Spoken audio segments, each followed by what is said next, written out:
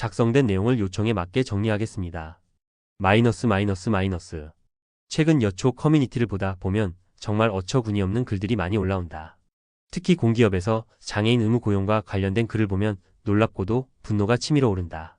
한 여초 커뮤니티에서 휠체어를 탄 장애인 남성이 기술직으로 들어와 민폐를 끼친다는 글이 올라왔다. 작성자는 장애인 남성이 수도권 발령을 받았다며 불만을 토로하고 있었다.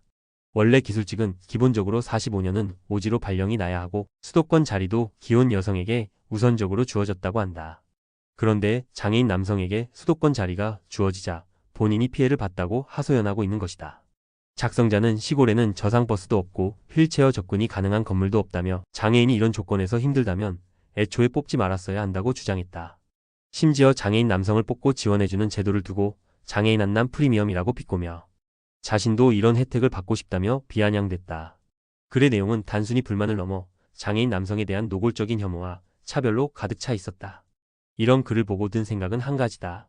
배운 여자들, 특히 스스로를 페미니스트라 칭하는 이들이 주장하는 평등은 어디로 갔는가. 그들은 늘 약자 보호와 평등을 외치지만 정작 진정으로 배려가 필요한 대상인 장애인에 대해서는 혐오를 드러내고 있다. 이는 단순한 아이러니가 아니라 심각한 문제다. 댓글에서도 여자는 약자 멸시가 훨씬 심하다는 말이 나온다.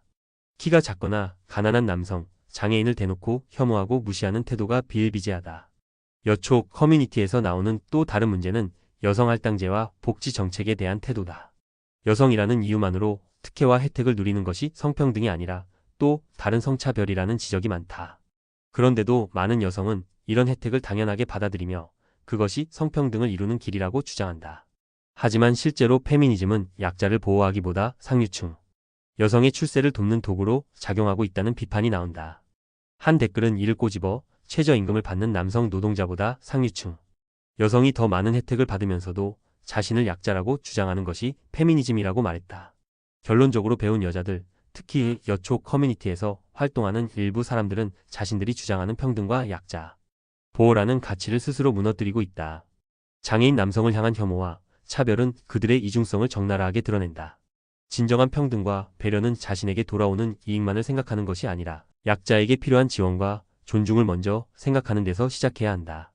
여성이라는 이유로 자신이 누리는 특권에 대해 당연시하며 정작 약자를 비하하고 차별하는 태도는 절대 옳지 않다.